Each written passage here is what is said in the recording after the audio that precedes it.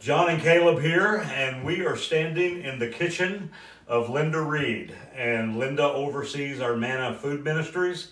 And Linda, this is where all the action happens, right here. This is and I just could personally attest, Caleb, that everything that comes out of this kitchen is absolutely phenomenal. I've not had nothing bad yet. Nothing at all.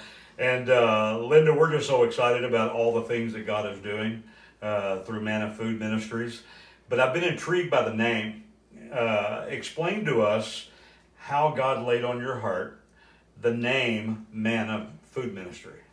Well, back in the 80s, I rented a kitchen on Vine Street, and I just made breads and cookies and cakes and that kind of thing. And actually, Richard came up with the name Manna Factory, and so that's what I did for probably about 10 years. Okay. Yeah. That's awesome. That's awesome. So then that just translates over to the ministry side that you are doing. So how did God lay that on your heart to call this Manna? Okay, in Exodus, I was reading that how that it happened as far as the bread falling, or the manna falling from heaven, and it's God food.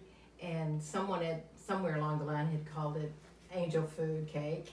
And it was just one of those things that stuck out, that really meant bread, but it didn't mean bread. It meant, what is it? Wow. Well, I'm going to call it banana bread, is what I'm going to call it. Of course. So, I've been thinking all day how to work that into this conversation. Well, you succeeded. Yeah, we've succeeded. Well, I would say probably one of the scariest questions was posed to you in our meeting as we were trying to figure this out is, what do you want it to be? So why don't you tell us a little bit about what Manna is going to be? Like, what do you see it being?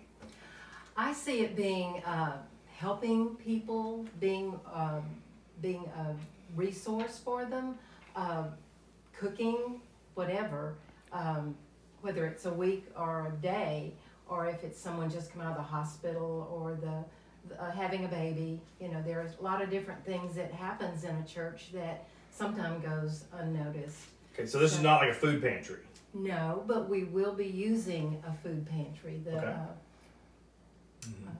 Just to be able to get supplies and things like that. Yes. But we're actually talking about delivering freshly prepared meals to people for them to eat in their home.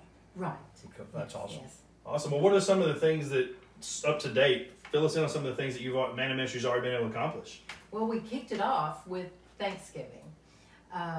We just decided to make a big meal and ask people, do you know anybody that's going to be alone at Thanksgiving? And that's what we did. We did serve about 65 people, and it was a delightful time. People just stayed and chatted, and I think it was hard to get them off the tables to put them up, but it was a wonderful time. And you guys have baked, I think y'all baked for Serve Day? Yes, we do that. Okay, yes. so...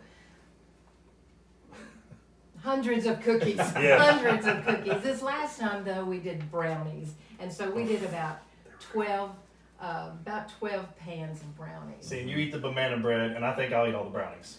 Well, I had the brownies too. Well, you want to sum us up here? Well, so tell us, I know you did something at Christmas also. Tell us a little bit about how that transpired and what y'all were able to do on that. Okay. It was an odd thing. We got turkeys from Brookshire's that was left over from Thanksgiving, and they were all frozen. So we didn't know what to do with frozen turkeys. So we decided to make a grocery box for people who needed food and put that in there, and then give them the frozen turkey the Monday before Thanksgiving so they could do their own. Before Christmas, and so they can do their own, because a lot of people eat on the 24th, some eat on the 25th, some wait till a weekend. So it was just something that we decided that would be easier for them, is for us to give them a box of food. That's awesome. About how many of those boxes did you all prepare?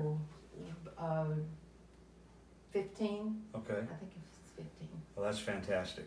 Well, I know you have a team of people that are working with you, and we just want to say, from the church's standpoint, thank you for being willing to follow your heart and to use your passion to be able to meet these needs. And you may be watching this and you would think, I would love to be involved in that. So let me tell you a couple of ways in which you can do that. One is, would encourage you to go through the journey that we have once a month, because then you're going to be able to identify if that's your passion. And if it is, then we'll connect you with Linda. Another way is on the app or the website.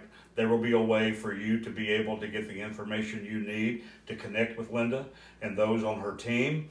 And coming very, very soon, there is going to be a form on the website or the app that if you are in need of a meal, or if you have someone in your neighborhood, your work environment, your family that is coming through a hard time, and a meal preparation would be something that would be really helpful. You guys are ready for that, right? You bet. So that you'll be able to find that out, and I'm just excited to see what God's going to do with this, Linda. Yes, I am too, and I Awesome. thank the church for being who they are. Awesome. So now we can eat some banana bread. Banana bread. Banana bread. You got to get it right.